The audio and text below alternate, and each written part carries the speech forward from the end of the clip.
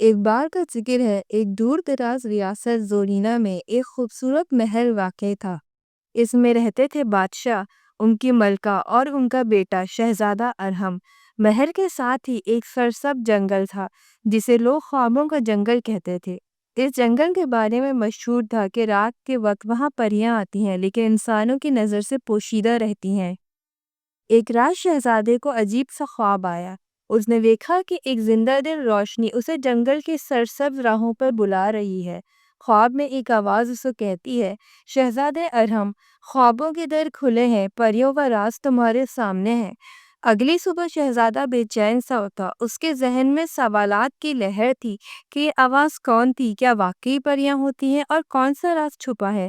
بادشاہ نے شہزادے کے بدلتے مزاج کو فکرمند ہو کر دیکھا۔ بادشاہ نے اس خواب کی حقیقت کو جاننے کے لیے بہت سے لوگوں کو اپنے محل میں بلایا لیکن کوئی بھی اسے کوئی ٹھوس جواب نہ دے سکا۔ بالآخر شہزادے نے فیصلہ کیا کہ وہ خود ہی اس خواب کا پتہ چلائے گا۔ رات کو جب سب سو گئے تو شہزادے نے خاموشی سے محل سے نکل کر ساتھ والے جنگل کی طرف سفر شروع کیا۔ جیسے ہی وہ دروازے سے گزرا، اسے ہوا میں خوشبو بدلی ہوئی محسوس ہوئی۔ آہستہ آہستہ ہر درخت ایسا لگ رہا تھا جیسے تنہا ہو، لیکن شہزادہ ثابت قدم رہا۔ جنگل کے اندر گہری روشنی کی جھلک اس کی آنکھوں میں آئی۔ یہ وہی روشنی تھی جو اسے خواب میں دیکھی تھی۔ وہ روشنی ایک چھوٹے پانی کے تالاب سے آ رہی تھی۔ تالاب کے کنارے ایک مخملی سفید کپڑا پھیلا تھا۔ کپڑے پر خوبصورت نظمیں اور نقش و نگار بنے تھے، لیکن قریب پہنچ کر شہزادے کے ہوش اڑ گئے کیونکہ وہ لباس نہیں، ایک پری تھی۔ پری کی آنکھوں میں چمک تھی، اس کے لبوں پر مسکراہٹ اور اس کے پروں سے ہلکی روشنی نکل رہی تھی۔ شہزادہ چونک گیا، مگر اس میں حیرت کا عنصر زیادہ تھا، خوف کا نہیں۔ پری بولی، شہزادے تم آج آخر پہنچ ہی گئے، مجھے تمہاری مدد کی ضرورت ہے۔ شہزادے نے آہستہ آہستہ قدم بڑھایا اور پل کے مانند پرسکون آواز میں بولا، کون ہو تم؟ کیا تم وہی پری ہو جن کو میں نے خواب میں دیکھا تھا؟ پری نے آنکھیں بند کر سے سفر کی تاثر بھری آواز میں کہا، میرا نام لاوریسا ہے، میں پریوں کی بستی نورانی سے ہوں۔ ہم رات کے وقت تمہارے درمیان آتے ہیں تاکہ خوشی اور امن بانٹ سکیں، لیکن کئی ماہ سے ہمارے پاس سے روشنی چوری ہو رہی ہے۔ اسی روشنی کی تلاش میں مجھے یہاں آنا پڑا۔ اگر اس روشنی کو واپس نہ لایا گیا تو نہ صرف ہماری بستی بلکہ جنگل کا سارا حسن بھی مان پڑ جائے گا۔ شہزادے نے سنجیدگی سے جواب دیا، میں تمہاری مدد کروں گا، بتاؤ یہ روشنی کہاں گئی ہے اور کیوں چوری ہو رہی ہے؟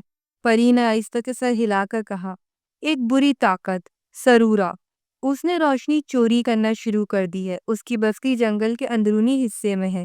ہمیں ایک پرسرار شیشہ ملا ہے جو بتاتا ہے کہ روشنی انہی کے قبضے میں ہے، مگر ہمیں اکیلے ان کے سامنے جانا مناسب نہیں لگتا کیونکہ تمہارا خون شاہی ہے اور تمہاری جرات ہماری حفاظت کر سکتی ہے، اس لیے ہم چاہتے ہیں کہ تم ہماری مدد کرو۔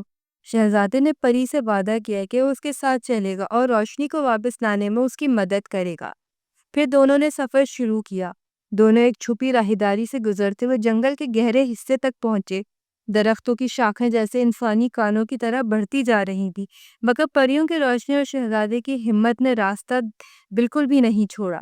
چند گھنٹوں بعد وہ پہنچے سرورا کی بستی۔ اس بستی کی خاص بات یہ تھی کہ تمام مکانات شیشے کے بنے ہوئے تھے، باہر سے خوبصورت مگر اندر سے خالی، اور ہر طرف روشنی کی بھرمار تھی، جس سے لگتا تھا جیسے دنیا کی تمام روشنی اکٹھی کر دی گئی ہو۔